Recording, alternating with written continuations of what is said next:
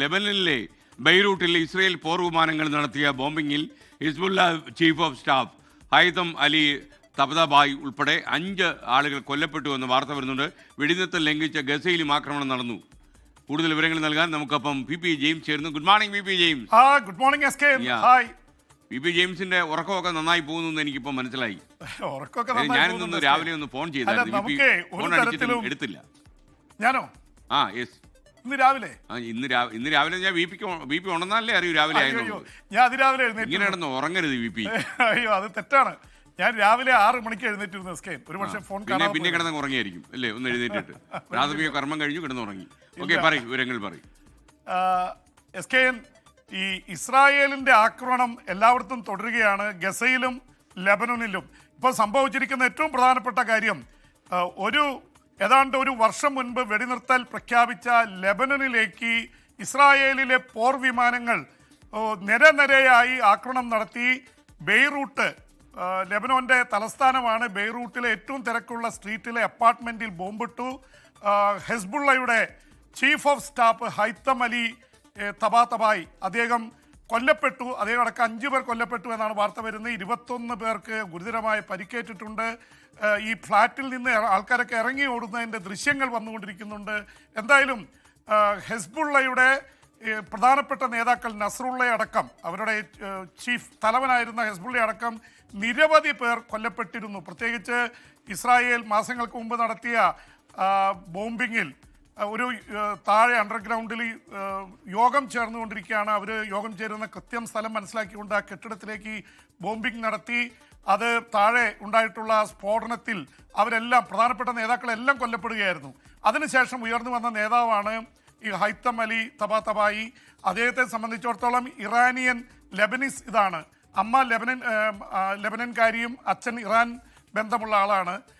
അദ്ദേഹമാണ് ഇപ്പോൾ ഹെസ്ബുള്ളയെ, ഈ തകർന്നുപോയ ഹെസ്ബുള്ള സംഘത്തെ വീണ്ടും പുനർജീവിപ്പിച്ചുകൊണ്ടിരിക്കുന്നത്. ഇസ്രായേലിൻ്റെ ഇൻ്റലിജൻസ് എത്ര ശക്തമാണെന്ന് കാണിക്കുന്നതാണ്. ഈ ലെബനൻ്റെ ഉള്ളിൽ കയറി കൃത്യമായി കാര്യങ്ങൾ ഇത് ചെയ്ത് എവിടെയാണ് ഇദ്ദേഹം താമസിക്കുന്നതെന്ന് കൃത്യമായി മനസ്സിലാക്കിയാണ് ബോംബ് ചെയ്തത്. ഇറാനിൽ നമ്മൾ ഓർക്കുന്നുണ്ടാവും, 12 ദിവസം യുദ്ധം നടന്നപ്പോൾ ഇറാൻ്റെ സൈന്യാധിപന്മാരെ, ആണവശാസ്ത്രജ്ഞനെ മുഴുവൻ കൊന്നൊടുക്കി. ആകെ രക്ഷപ്പെട്ടത് ആയത്തുള്ള ഖൊമേനി എന്ന പ്രധാനപ്പെട്ട നേതാവാണ്, അവിടുത്തെ പ്രസിഡന്റും. ബാക്കി പ്രധാനപ്പെട്ട നേതാക്കളെയൊക്കെ വധിച്ചത് ഇതുപോലെ. അതിലന്ന് ഒടുവിൽ അവർ കണ്ടെത്തിയത് ഇവരുടെ കൂടെ നടക്കുന്ന നേതാക്കളുടെ കയ്യിൽ മൊബൈലുണ്ട്, മൊബൈലിനെ ഇത് ചെയ്തിട്ടാണ് കാര്യങ്ങൾ കണ്ടെത്തിയതെന്നാണ് നമുക്ക് റിപ്പോർട്ടുകൾ വന്നത്. അപ്പോൾ എസ് കെ എൻ, ഇവരുടെ ഇൻ്റലിജൻസ്, മൊസാദിൻ്റെ ആക്ഷൻ എന്ന് പറയുന്നത് ഇപ്പോഴും നിരന്തരമായി തുടരുകയാണ്. അതിനിടയിൽ ഗസയിലും ആക്രമണം നടത്തിയിരിക്കുന്നു, നിരവധി പേർക്ക് പരിക്കേറ്റിട്ടുണ്ട്. അപ്പോൾ ഈ തരത്തിൽ ഇത് നടന്നുകൊണ്ടിരിക്കുകയാണ് എസ് കെ എൻ.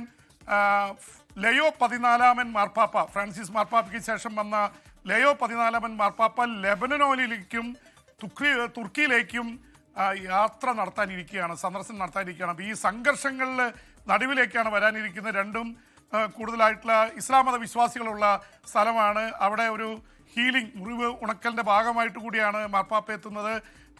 വലിയ രീതിയിൽ സൂനകദോസൊക്കെ നടന്ന സ്ഥലമാണ്. തുർക്കി പഴയ ഒരു ക്രിസ്ത്യൻ കേന്ദ്രമാണ്. അവിടെ വലിയ വിവാദമായിട്ടുള്ള സോഫിയ ഗാഗിയ പള്ളിയടക്കം മാർപ്പാപ്പ സന്ദർശിക്കുന്നുണ്ട്. അതിനുശേഷം ലെബനനിലെത്തുന്നുണ്ട്.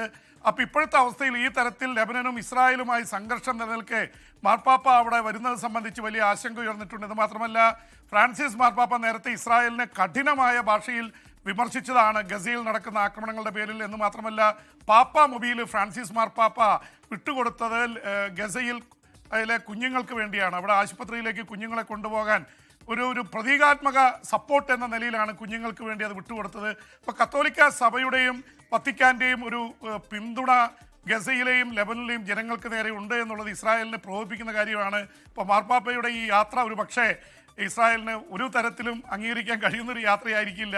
എന്തായാലും ഈ പ്രശ്നങ്ങളുടെ നടുവിലാണ് മാർപ്പാപ്പ എത്തുന്നത്. S K N. ലോകത്തെവിടെയായാലും ഏത് സമയത്തും 24 വാർത്തകളും ഓഗ്മെന്റഡ് റിയാലിറ്റി പാക്കേജുകളും എക്സ്പ്ലെയിനറുകളും വിശദമായി കാണാൻ ഞങ്ങളുടെ യൂട്യൂബ് ചാനൽ നിങ്ങൾക്ക് സബ്സ്ക്രൈബ് ചെയ്യാം.